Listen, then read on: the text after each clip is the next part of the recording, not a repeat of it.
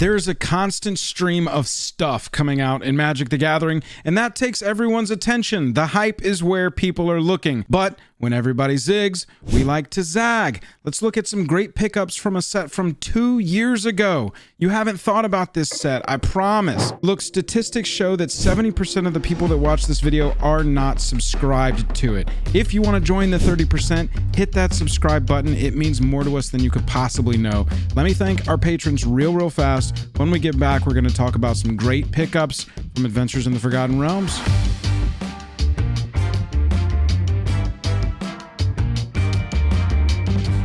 Highest level of gratitude to our patrons who power the channel through Patreon. Check out the Patreon link in the description to learn about monthly giveaways, VIP Discord access, and even our official playmat. So looking at Adventures in the Forgotten Realms, what we've got here in front of us is AFR main set and AFR Commander combined. Sorted price high to low only by singles. The first one that really caught my attention was Old Gnawbone. This card was just a year ago $70 for the foil, $48 for the non-foil of this borderless treatment. The cooler treatment in my mind. I don't mind this one at all. I love this art on Old Gnawbone. Cranky old dragon in the forest. But look at the price on this one. 41 down into the 20s. Seeing a jump back up because suddenly people are realizing that the Dragon exists. And so now all the good dragons are taking a spin on the oopsie doopsie, our price is going up and down wheel. Right. Old Gnawbone would be my first pick out of this set. I mean, it's an amazing dragon. Nothing really does what it does as a green dragon. $20, man. It's just a very important, very strong card.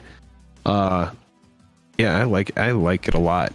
So after Old Gnawbone, which I think is down at $20, it's in secret layer range now. This is a reprintable card. Extended is 25. That's what for I'm the saying. non-foil. Yeah, it's not that much more expensive. And so either copy right now is in a decent pickup range, especially when you consider that it's fallen so much in the last year.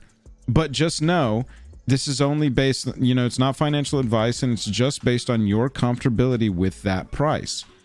If you think it's a good one, it's a good time to pick it up. I'm just saying it's gone from nearly 50 to just over 20. Guardian of Faith, $35 for the super duper version, but down to $5. $3 for a base copy. Yeah, for a base copy for a card that has flash and Vigi, and when it enters the battlefield, any number of target creatures you control phase out. That's pretty good. Better version. It's a pretty good little trick. Indestructible there. If you're watching this after the fact, hey, look, you could have been here live with us Wednesday nights, 9:30 Eastern. Come and hang out with us. Talk about these cards with us live. We'd love to see you. Speaking of phasing out, I am really a fan of the Robostars here. Extended up in the $9. Your base copy here. People are looking at it. Look at this, chat. People are seeing it. Over the last 6 months, gone from 4s up to 7s. Ooh. This is the kind of card that people are catching on to. Pay 2 for the equipped creature to phase out. Phase out is the best protection. Attached to it. Oh, God. This is a really annoying card. Super annoying card, and that's how you know it's good. That's how you know it's good. I mean, that's a good indicator too. Is a card trending up? Right. You have something like Lightning Greaves that is in this set, but what's interesting about the Lightning Greaves or Sword of the Animist, it's like they came from other things. Those were reprinted in this. Sure. But I mean, Old Gnawbone, Robostars, we'll get on second page, Guardian of Faith. I really like Loth still too. Under $8 to pick up a copy of the borderless version. Creature control dies, it gets loyalty. For 0, you're drawing a card and losing a life. -3, you're creating great token protection here. 2/2/1s, both with menace and with reach. Fantastic protection there. And they're intended to die so that Loth can get more loyalty. And then there's an emblem, but you don't worry about the emblem. We're judging it based on the power of its passives or its uptick or its downtick. Aristocrat strategies pretty want it. Unrealistic. Take a look for me at Vorpal Sword. Okay. Because I think Vorpal Sword is kind of cool just because it has the words on it. Loses the game. Target player loses the game. And it's a card that's very cheap, very casual, under $1. And it has black, and 5 until end of turn. Vorpal Sword gains equipped creature. When equipped creature deals combat damage to a player, that player loses the game. And I think that that's a really fun effect. It's a head turning effect where when you do play, no pun intended with the head in hand there, but it is it's an effect that when it hits the battlefield, everybody's like, oh god, it's a Vorpal Sword. And it means that the end is near. You do have to equip for 8, but if you know that you can get in and beat somebody, it doesn't matter what their life total is. It has a phage. It's a phage the Untouchable on an equipment. So I think it's kind of cool. Yeah, exactly. Huge underrated card that people are super sleeping on is Druid of Purification. It is 4 mana, and that is freaking everybody out. But as you can see, people are starting to wake up to the fact that this is better than a $3 card. It enters the battlefield, so you can flicker this.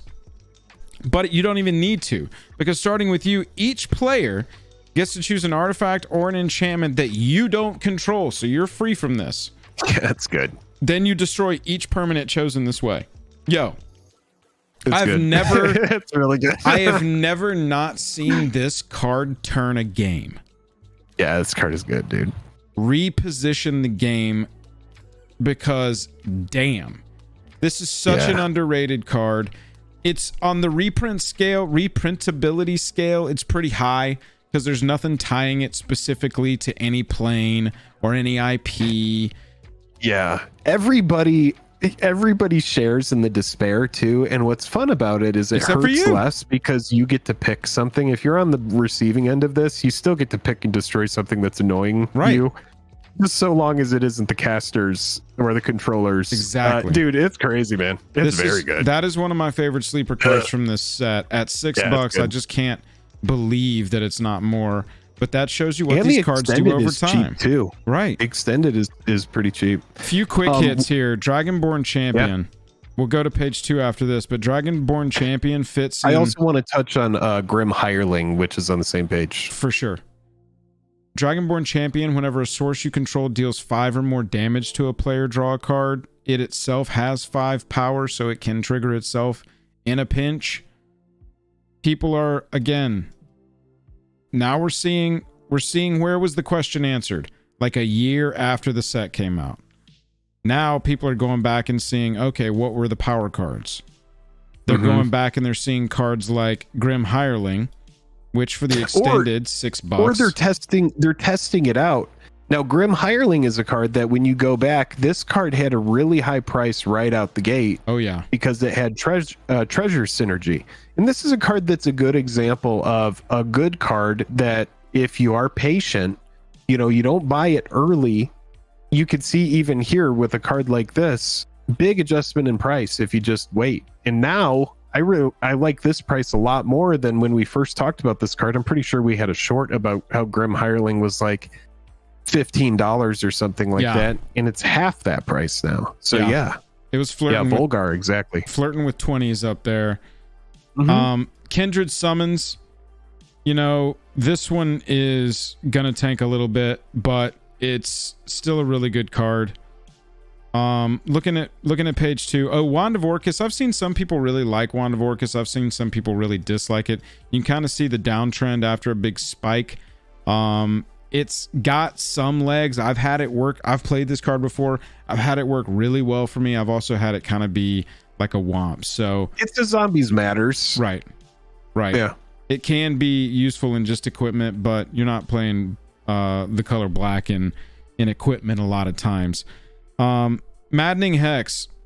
Chat, what's your opinion? 1, I like Maddening Hex. 2, I don't like Maddening Hex. I've had a lot of people love this one. Whenever you enchant a player, you enchant a curse, so you're enchanting an opponent. Whenever that player casts a non-creature roll a d6, deals damage to that player equal to the result. Then it just goes to another opponent chosen at random. Is this in your Karavec deck, Jake? Because this is that kind of card. It's cool. Yeah, it's cool. I was just thinking about it in that respect. The enchantments in that deck are really refined at this point because, early on I was just like, add anything in that just passively deals damage. I like this because it's a whole d6. This could really accelerate a game.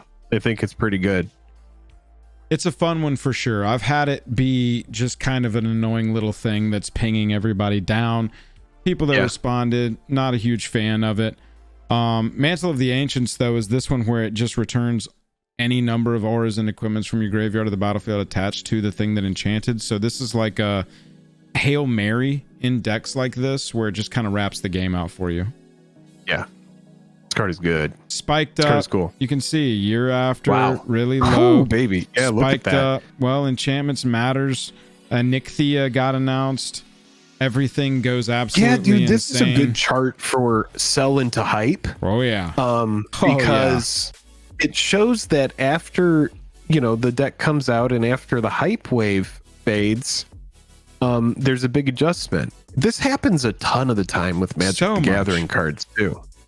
A ton of like buying, like when Protean Hulk was unbanned in Commander, and everybody went out and bought those, and then it's like, if you were late, if you buy that rip, you get burned. It's like when I bought Hogak foil for $40-something late. I was like, oh god, why did I do that? I even knew in the moment I was doing it that I did it. I was like, this is a bad choice. I was like, I'm like, this is probably a bad choice buying this at this. I don't even know if they're going to get it to me in time for me to flip it. And by the time I got it, it was like a $20 foil. And I was like, this is just stupid, whatever. And now it's like worth $3 or $4. I don't know if anybody's ever played Ebon Death, but this card can be annoying. All you got to do is have another creature die, and this card returns from the graveyard to the battlefield at instant speed, so you can do it on their EOT. Now it does ETB tapped, so it doesn't it's not a combat trick, you know what I'm saying? But at under $4, under $5, this is for the foil here of the borderless, $5. You can get this one for super cheap. Zombie Dragon. Here, let me look up this card really quick. Sorry. I also really like Zorn. Look at the chart on this card. This chart is just like so weird and reactive to treasure cards being printed. But it's a 3-mana 3/2 that just says if you would create a treasure or more, you create that plus 1 treasure token. It adds 1 treasure token to everything you do. I thought that this was going to do more. I think it had way more hype out of the gate. But here we are 2 years after the set has come out, and we're looking at a card that's down into the $2 range. So I love Ebon Death with the card Disciple of Bolas. Disciple of Bolas is a really cheap, fun card that reads, when Disciple of Bolas enters the battlefield, sacrifice another creature, you gain X life, and you draw X cards where X is that creature's power. So this plays really nicely with Ebon Death because Ebon Death is a 5 power, and so you're going to get it back too. So if you're playing like stuff that's going to get reanimated with a big power like that, I really like Disciple. There's a nice little inclusion with it. Yeah, absolutely. So you can kind of see the trends, chat. A lot of these charts, because we typically look at sets a year out, I wanted to go 2 years back here and sort of line it up with a standard rotation and see what that did to the prices even a year later.